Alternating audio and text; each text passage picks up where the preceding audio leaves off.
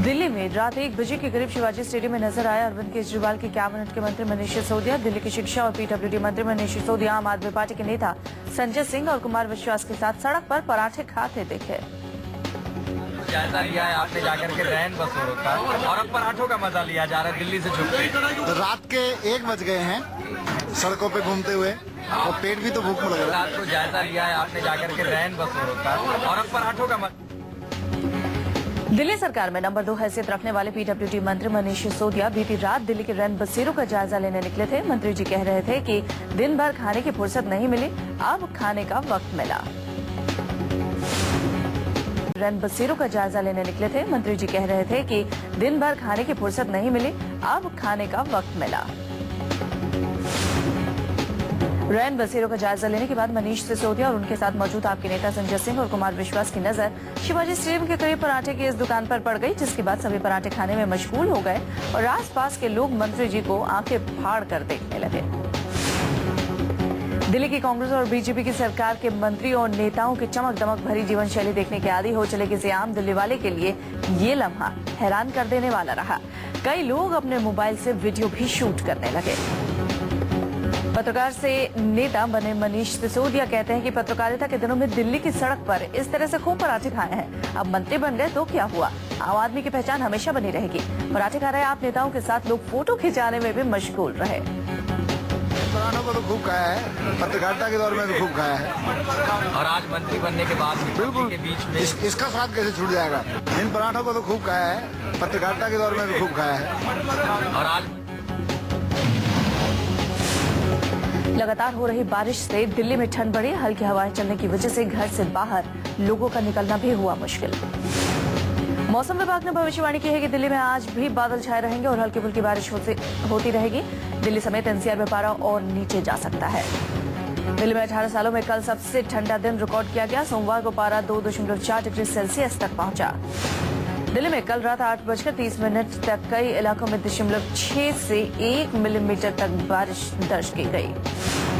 दिल्ली में बारिश के साथ हल्का कोहरा भी छाया हुआ है। पूरे उत्तर भारत में कोहरे और पाले के कहर से फसलों पर भी बुरा असर। अलाव के सहारे लोग काट रहे हैं ठंड। मौसम विभाग ने भविष्यवाणी की है कि दिल्ली में आज न्यूनतम तापमान 60 डिग्री सेल्सियस तक जा सकता है। दिल्ली में कोहरे की मार भी अभी जारी रहेगी।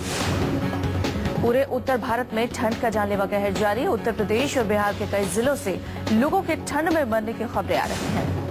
हरियाणा के जींद में इस साल का ठंडा दिन पारा पहुंचा 0 डिग्री सेल्सियस। ठंड में छात्राएं खुले आसमान के नीचे बैठकर पढ़ने को मजबूर। कश्मीर घाटी की खूबसूरत गुलमर्ग की बर्फीली पहाड़ियों के बीच नए साल का स्वागत करने के लिए सैकड़ों देशी और विदेशी पर्यटक बेकरार। नए साल में आपने दिल्ली वालों को मुफ्त पानी का पहला गिफ्ट दिया। अब सबकी नजर बिजली की दरों पर है। सरकार जल्द बिजली की दरों को आधे करने का ऐलान कर सकती है। नए साल में दिल्ली के लोगों को एक और राहत मिली है। अब एनसीआर में भी दौड़ सकेंगे दिल्ली के ऑटो। दिल्ली के सीमावर्ती इलाकों में रहने वाले लोगों को इससे काफी राहत मिलेगी। दिल्ली सरकार ने 5,500 ऑटो को नए परमिट भी जारी किए हैं। इससे गाजियाबाद, गुड़गांव, फरीदाबाद और नोएडा के ऑटो वालों को काफी राहत मिलेगी। दिल्ली वालों को केजरीवाल सरकार ने दिया न्यू ईयर गिफ्ट। हर महीने मिलेगा 20,000 लीटर पानी मुफ्त। हर परिवार को हर दिन 667 लीटर मिलेगा फ्री पानी। आपके नेता कुमार विश्वास ने कहा कि अब जल्द ही बिजली को लेकर किए गए वायदों पर पार्टी लेगी फैसला। कांग्रेस नेता मदीना अहमद ने कहा है कि इससे सरकारी खजाने पर बोझ बढ़ेगा। इसका खामियाजा दूसरी स्कीमों पर पड़ेगा। कुछ समय बाद इसका गलत असर साफ दिखेगा। हर दिन दिल्ली वासियों को 666 लीटर पानी मुफ्त देने के आपके फैसले पर बीजेपी नेता विजेंद्र गुप्ता का बयान। 11 लाख लोग ऐसे हैं जिन्हें दिल्ली जल बोर्ड से पानी नहीं मिलता। उन्हें इस फैसले से कोई फायदा नहीं। लाख से ज्यादा गरीब परिवार ऐसे हैं, रिहायशी गरीब परिवार, जिनको पीने का पानी जल बोर्ड उपलब्ध नहीं कराता है। हमारा कहना है कि इस फैसले से उन परिवारों को कोई फायदा नहीं मिलने वाला है। देखिए, दिल्ली में हजारों घर ऐसे हैं जहां पानी के मीटर नहीं लगे हैं। इस योजना के लागू होने से दिल्ली के लोग अपने अपने घरों में मीटर लगवाएं। मीटर लगवाना यानी पानी का नया कनेक्शन लेना होगा। इसके लिए मीटर शुल्क देना होगा। दिल्ली सरकार ने शराब तस्करों के हमले में मारे गए आबकारी विभाग के एक सिपाही के परिवार को 1 करोड़ रुपए मुआवजा देने की घोषणा की है। पीड़ित परिवार ने फैसले पर राहत जताई। 27 दिसंबर की रात हमले में आबकारी विभाग के 48 साल के सिपाही विनोद कुमार की मौत हो गई थी। दिल्ली के मुख्यमंत्री अरविंद केजरीवाल के बीच हुई बैठक के बाद ये फैसला लिया गया।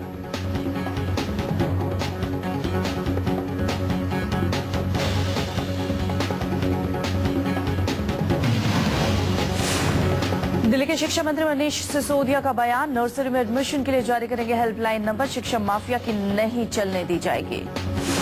दिल्ली सचिवालय में मीडिया पर केजरीवाल सरकार ने पाबंदी लगा दी, लेकिन जब सचिवालय में पाबंदी का पत्रकारों ने किया विरोध, इसके बाद पाबंदी हटाई गई। दिल्ली के मुख्यमंत्री अरविंद केजरीवाल की तबीयत अब भी खराब है। वो डायरिया और बुखार से पीड़ित हैं, लेकिन वो घर से ही सरकारी अधिकारियों के संपर्क में हैं। आम आदमी पार्टी के नेता कुमार विश्वास राहुल गांधी के संसदीय क्षेत्र अमेठी से लोकसभा चुनाव लड़ेंगे। आज पार्टी में टिकट के लिए अर्जी देकर कुमार विश्वास ने खुद ही इस खबर पर मुहर लगा दी। कुमार विश्वास के इस प्लान पर चुटकी लेते हुए कांग्रेस नेता संदीप दीक्षित ने कहा है कि जिसको हारने की इच्छा है वो अमेठी से चुनाव लड़ ले। मुजफ्फरनगर में हिंसा के बाद राहत शिविरों में रह रहे लोगों के प्रति समाजवादी सरकार की संवेदना एक बार फिर बेपर्दा हुई। समाजवादी पार्टी के राज्य मंत्री अनीस मंसूरी ने दिया संवेदनहीन बयान। जो वहाँ पर शिविर में रह रहे लोगों के लिए जो इंतजाम किया, अब कह रहे हैं चौकीदार भी एक पत्रकार ने कहा कि वहाँ मर रहे हैं। अरे भाई जहाँ 5000 लोग होंगे वहाँ पर तो किसी न किसी मरना लगा ही रहता है। यूपी के राज्य मंत्री अनीस मंसूरी ने कहा कि जहाँ 5000 लोग रहेंगे वहाँ कोई न कोई मौत तो होनी ही है। 5000 लोग होंगे वहाँ पर तो किसी न किसी मरना लगा ही रहता है। भाई जहाँ 5 राज्य मंत्री अनीस मंसूरी ने इशारों में कुछ मुस्लिम नेताओं पर भी निशाना साधा। मंसूरी के मुताबिक हमारे समाज में कुछ नेता बड़े बनने के बाद हमारा ख्याल नहीं रखते, इसलिए हमारी स्थिति बिगड़ रही है। मुजफ्फरनगर राहत शिविरों में बच्चों की मौत पर अखिलेश सरकार से जवाब तलब। गृह मंत्रालय ने पूछा कितने बच्चों की राहत शिविर में हुई मौत। कांग्रेस के छात्र संगठन एनएसयूआई ने जंतर मंतर पर जन लोकपाल पास होने का जश्न मनाया। एनएसयूआई के प्रोग्राम पर आपका दिखा असर। महीनों की अचकलबाजी को खत्म करते हुए कर्नाटक के पूर्व मुख्यमंत्री बीएस येदियुरप्पा ने कहा है कि वो बीजेपी में लौटेंगे। येदियुरप्पा ने कहा कि गैर हाजिरी से पार्टी को नुकसान पहुंचा। मैं न सिर्फ अपनी मूल पार्टी में लौटूंगा बल्कि नरेंद्र मोदी को प्रधानमंत्री बनाने के लिए उनके हाथ मजबूत करने को लेकर सूबे का दौरा करूंगा। चुनाव से 6 महीने पहले गहलोत सरकार के लिए लोक लुभावन और जन कल्याण के फैसलों पर वसुंधरा सरकार असमंजस में। बीपीएल परिवारों को 66 करोड़ के 60 लाख सीएफएल बल्ब पर अब तक नहीं कोई फैसला। लखनऊ में मुख्यमंत्री अखिलेश यादव ने आईटी सिटी प्रोजेक्ट लॉन्च करने का किया ऐलान। 1500 करोड़ की लागत से चाक गजरिया फार्म्स में आईटी सिटी का होगा निर्माण। एयर मार्शल अरूप रहा वायुसेना प्रमुख का पदभार संभालेंगे। वो air chief marshal NAK brown की जगह लेंगे। वाराणसी के एक प्राइवेट हॉस्पिटल में किडनी फेलियर के बाद एक छात्र की जान चली गई, जिसके बाद परिवार वालों और रिश्तेदारों ने अस्पताल में जमकर तोड़फोड़ की। रिश्तेदार की मौत से गुस्साए लोगों ने दूसरे मरीजों की परवाह भी नहीं की। आईसीयू में घुसकर मरीजों पर लगे ऑक्सीजन मास्क भी हटाए। बेंगलुरु में गार्ड की समझदारी के चलते बड़े एटीएम लूट की वारदात टल गई। सीसीटीवी फुटेज में गार्ड और 2 कांस्टेबल की बहादुरी की तस्वीरें कैद हुई। दरअसल दोनों लुटेरों से घबराकर गार्ड चुपचाप कोने में दुबक गया था, लेकिन जैसे ही लुटेरों की नजर धारदार हथियार से हटी, उसने तुरंत हथियार को अपने हाथ में ले लिया और लुटेरे की ओर लपका। इस दौरान एटीएम के पास गश्त कर रहे 2 कांस्टेबल भी मौजूद थे, जिन्होंने लुटेरे को कसकर पकड़ लिया। दोनों कांस्टेबल को पुलिस ने इनाम देने का ऐलान किया। दिल्ली में आज शाम 7:30 बजे के बाद राजीव चौक, बाराखंबा रोड और पटेल चौक मेट्रो स्टेशन बंद कर दिए जाएंगे। न्यू ईयर पर ड्रंक एंड ड्राइव पर रोक लगाने के लिए दिल्ली पुलिस ने कसी कमर। रात 1 बजे के बाद दिल्ली में पार्टी करने पर बैन। नए साल में अय्याशों पर नहीं कोई लगाम। 2014 के जश्न में मुंबई के 7 स्टार होटल में सजेगी जिस्म और ड्रग्स की मंडी। न्यूज 24 का खुलासा, डर्टी पिक्चर की डील पहले ही हो चुकी है फिक्स।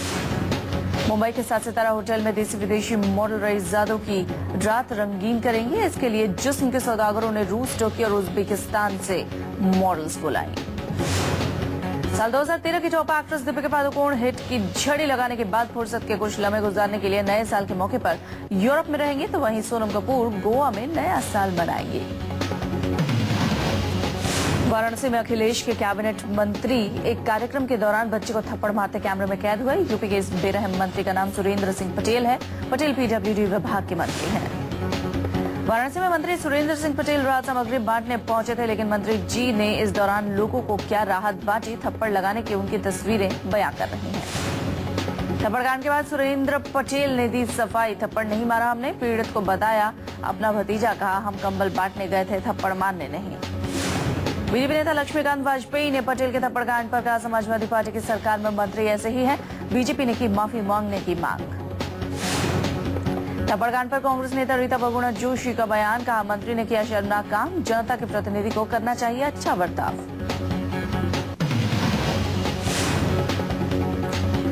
जीडी विधायक अनंत सिंह के करीबी माने जाने वाले ठेकेदार राजीव सिंह की पटना में गोली मारकर हत्या का शक कभी विधायक के करीबी रहे पंडारक के भोला सिंह पर। राजीव सिंह मर्डर केस में भोला और उसके भाई मुकेश सिंह को नामजद किया गया और 3 अज्ञात लोगों के खिलाफ एसके पुरी थाना में प्राथमिकी दर्ज कराई गई। भोपाल में बदमाशों को रोकने के लिए खड़ी पीसीआर वैन को मारी टक्कर, घेराबंदी कर खड़े पुलिस के लोगों पर फायरिंग करते हुए भाग गए बदमाश। जयपुर पुलिस ने एक युवक की हत्या के आरोप में 2 लोगों को किया गिरफ्तार, युवक का शव रेलवे ट्रैक पर मिला था। केटरिंग का काम करने वाले नीरज के शरीर के कुल्हाड़ी से काटकर 6 टुकड़े कर दिए गए थे और फिर 2 अलग-अलग बोरियों में लाश को फेंक दिया गया। भारतीय रिजर्व बैंक ने आगाह किया है कि आगामी आम चुनाव के बाद अगर देश में राजनीतिक अस्थिरता हुई तो इससे अर्थव्यवस्था और भी कमजोर हो सकती है, जो कि पहले से ही मुश्किलों के दौर से गुजर रही है। रिजर्व बैंक ने अपनी छमाही वित्तीय स्थिरता की रिपोर्ट में किया खुलासा, बैंकों द्वारा दिए गए कर्ज की वसूली न होने से बैंकिंग प्रणाली का जोखिम पिछले 6 महीने में बढ़ा।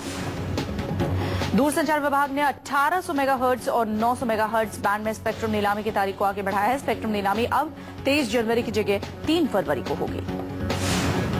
टाटा मोटर्स ने नैनो प्रोजेक्ट में $1 लाख से ज्यादा का इन्वेस्टमेंट किया है। बाजार में आने वाली नई नैनो की कीमत 1.75 लाख से 3.25 लाख रुपए के बीच होगी। पीएफ कर्मचारियों को पीएफ पर 9% ब्याज नहीं मिलेगा। सूत्रों के मुताबिक ईपीएफओ ने पीएफ पर 8.5% ब्याज देने का मन बनाया है। मुंबई में एक्टर सोनू सूद की बाल बाल बची जान। सोनू की ऑडी Q7 में अचानक आग लगने से मचा हड़कंप। हादसे के वक्त सोनू कार में मौजूद थे। हादसा मुंबई में बांद्रा इलाके में हुआ। कालानगर में अचानक सोनू की गाड़ी से आग निकलने लगी। आग लगते ही सोनू सूद को कार से फौरन बाहर निकाला गया। कोलकाता में 23 दिसंबर से अस्पताल में भर्ती 82 साल की अधिकारा सुचित्रा सेन की हालत में सुधार। सुचित्रा को फेफड़ों में संक्रमण के चलते इलाज के लिए अस्पताल में भर्ती होना पड़ा।